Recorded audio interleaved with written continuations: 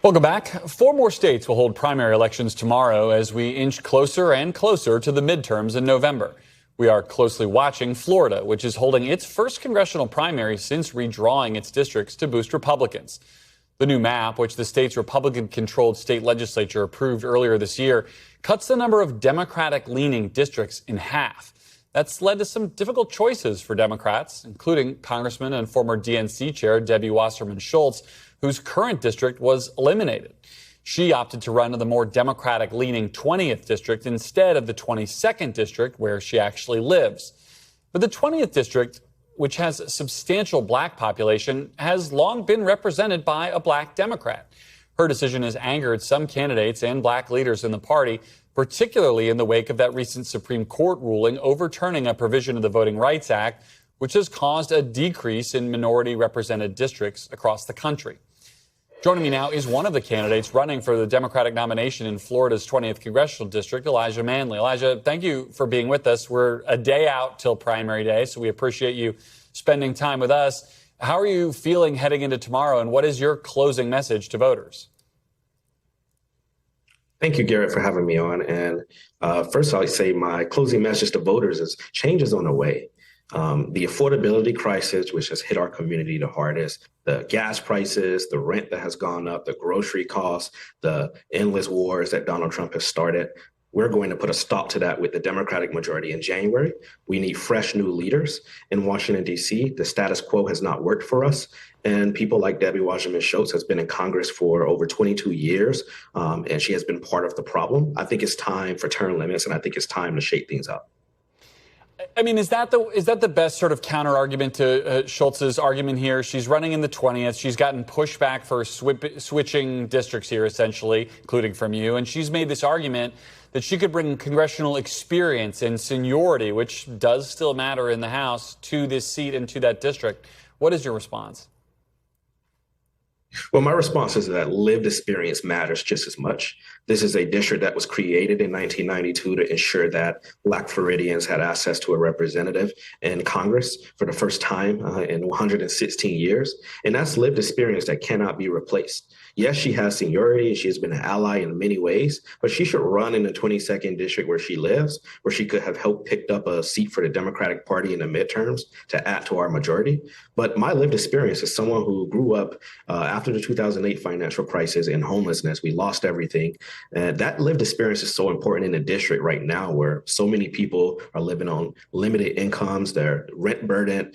We have 200,000 people that are on Medicaid, 100,000 people on SNAP. They need fighters that meet the moment. And unfortunately, Debbie Wasserman Schultz doesn't meet the moment. We need to be fighting for Medicare for all. We need to be fighting for tuition-free college education for everyone. And we need to be taking on Donald Trump. But we cannot fight this affordability crisis with a Democrat that is part of the problem and that takes corporate money.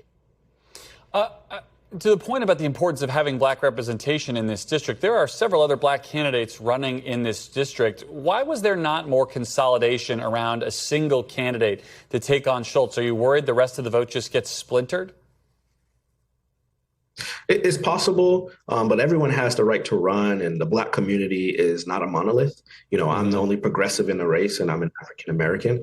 There are other people in this race who are moderate Democrats, but I'm a progressive, and it's hard to get, people in the room and, everyone put their ego aside and decide to run. But I think I'm the best candidate because of my lived experience. I'm a black, gay, Jewish man running for office in South Florida. I can bring multiple communities together and fight for them. I have the lived experience. I know this community well, but this is where I grew up. This is the community that I know and I love and I want to fight for in Congress. But this is not about me, ultimately. This is about the fact that we have billionaires and now a trillionaire in this country that is taking away the American dream, buying our politicians, and Congress doesn't work anymore. Unfortunately, Debbie Wasserman Schultz seems to think that this is about her power, her clout, her seniority. But at the end of the day, this is about District 20 and how do we deliver for District 20? And in order to do that, you have to understand the lived experience in the communities. And this is not about her. This District 20 looks a lot different than the District 20 that people were used to just a few short months ago. Redistricting has played such a significant role in this race as it has in so many others. We've seen some blue states respond by trying to gerrymander their own maps. Is that the right response in the rest of the country to fight back against what you're experiencing in your district there in Florida?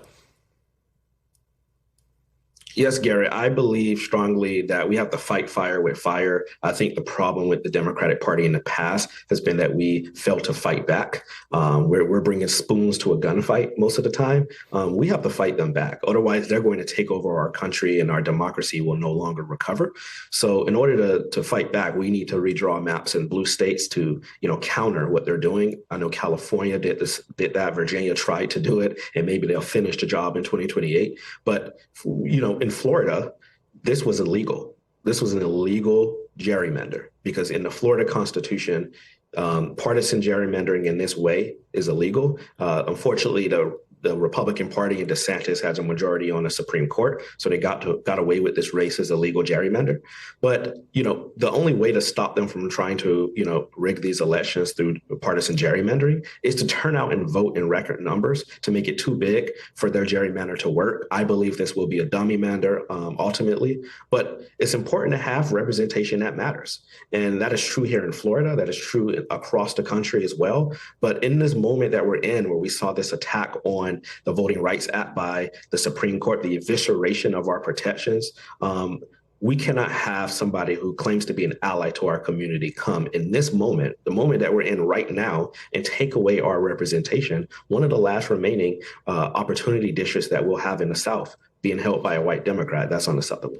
The other way to stop these kind of gerrymanders long term is to pass a ban on mid-decade redistricting. Is that something you would support if you win?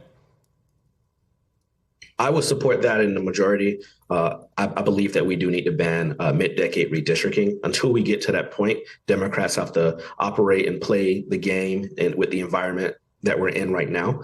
And, there will need to be a lot of legislation passed in this majority, making Election Day a national holiday, passing the John R. Lewis Voting Rights Act, and banning this partisan mid-decade redistricting. We hold the census every 10 years for a reason, and that is when we're supposed to redraw our maps in this country. But the Republicans understand that in order to play, they have to rig the rules of the game and change everything. But the fact of the matter is we have an affordability crisis and costs are up because Republicans have taken their eyes off the ball and they're playing culture war games and they're starting wars and all across the world and ending our relationships with our allies. And that is why they're trying to rig the midterm elections. You mentioned your progressive credentials several times here. You're running as the more progressive candidate in this race. You've got Ro Khanna in your corner. If you do win this primary, how do you bring back together that coalition of Democrats? We've seen this play out in a number of other states to make sure that what appears to be a safe blue district in the fall remains so, and you keep everybody in the tent who you're going to need. Yeah, it's about working with everybody and bringing everybody to the table. I think the party is much more united than people think. Everyone says there's a Democratic civil war. I don't think it's a civil war. I think the base is pretty clear with what we want. We want leaders that are going to fight for Medicare for all and take on Donald Trump. And I think that will be the goal when we're in Congress and everyone will be on the same page. And I hope leadership is as well. But ultimately, it's going to come down to the people to make that decision. But when I'm in Congress, I'm going to fight for my constituents first and foremost before I fight for anything else, making sure that they have the tools they need to live and afford to live under this economy, and make sure that we tackle the housing crisis and make sure that we're handling, ending the forever wars we're seeing overseas and investing that money in infrastructure, creating jobs, defending SNAP, and stopping ICE terror in our communities. Those are all the things that Democrats support in this moment, and we're all united on that. Unfortunately, there are some people in our party that don't share those values, and those are the people that we are primary and out of office this year, and we will continue to do so in 2028 as well until everyone is on the same page, fighting side by side to stop Donald Trump and deliver for the American people. And the people that agree with this message, I will encourage them to go to ElijahManley.com to donate, to phone bank, support the campaign. All right, you got the plug in there just before the buzzer. Elijah Manley, thank you for coming on, and stay safe on the trail. Thank you so much for having me, Garrett. We thank you for watching, and remember, stay updated on breaking news and top stories on the NBC News app or watch live on our YouTube channel.